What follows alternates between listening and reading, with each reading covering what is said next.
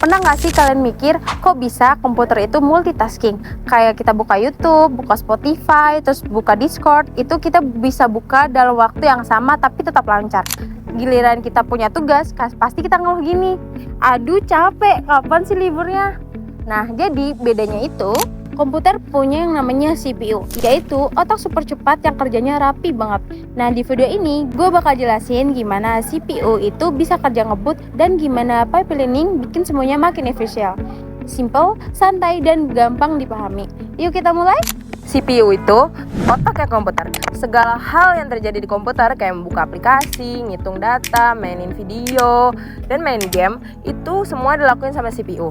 Sama aja kayak kita, manusia, kita juga punya otak untuk berpikir dan kita juga bisa sebenarnya ngebedain mana cowok yang baik, mana cowok yang red flag.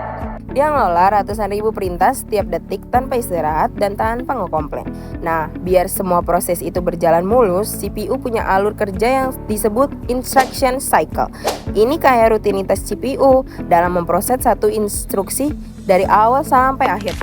Instruksi cycle itu adalah proses utama saat CPU ngejalanin instruksi. Ada 4 tahapan. Yang pertama yaitu yang namanya feed, yaitu mengambil perintah dari memori.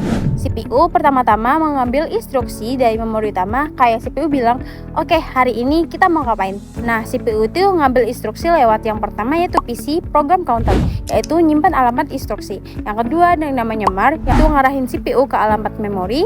Yang ketiga ada yang namanya MBR, yang nampung data yang diambil. Dan yang keempat ada yang namanya AIR, yaitu tempat instruksi disimpan.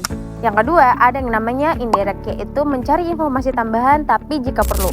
Kadang instruksi itu butuh yang namanya data tambahan, misalnya alamat asli dari suatu data.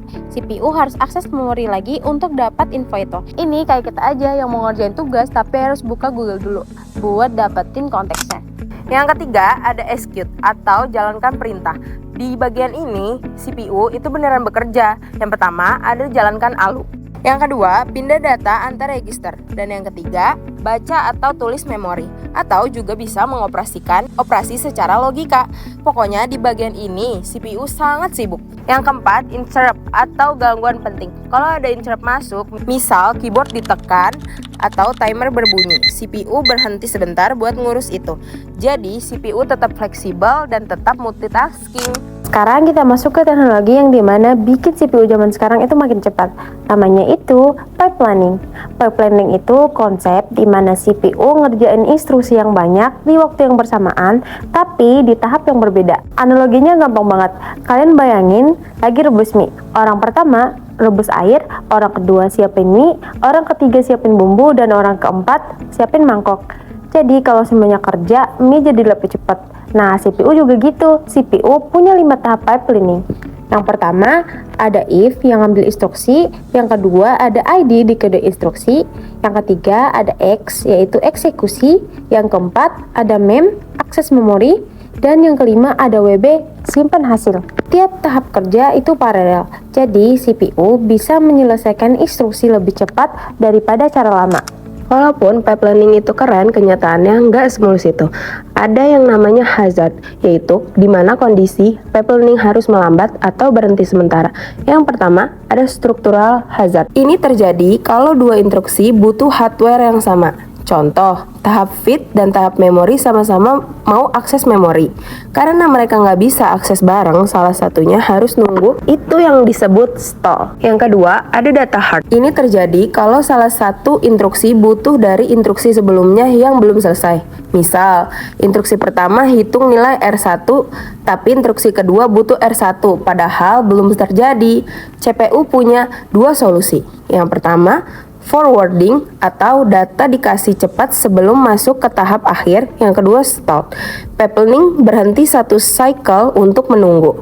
Kasus yang paling sering terjadi adalah load use hazard, yaitu satu instruksi load butuh waktu lebih lama dan instruksi setelahnya harus nunggu.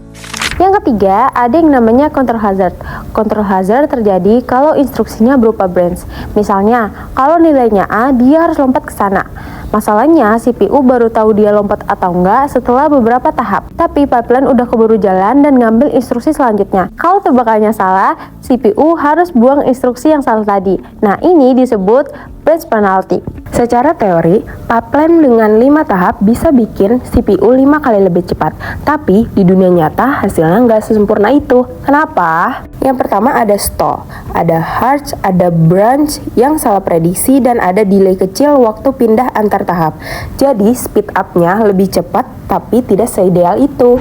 Jadi itu penjelasan lengkap tentang cara kerja CPU, apa itu instruction cycle, dan kenapa pipelining itu bikin prosesor jadi super cepat. Walaupun ada hambatan seperti hazard, pipelining tetap jadi teknologi yang dipakai di hampir semua prosesor modern. Terima kasih sudah menonton, see you next time!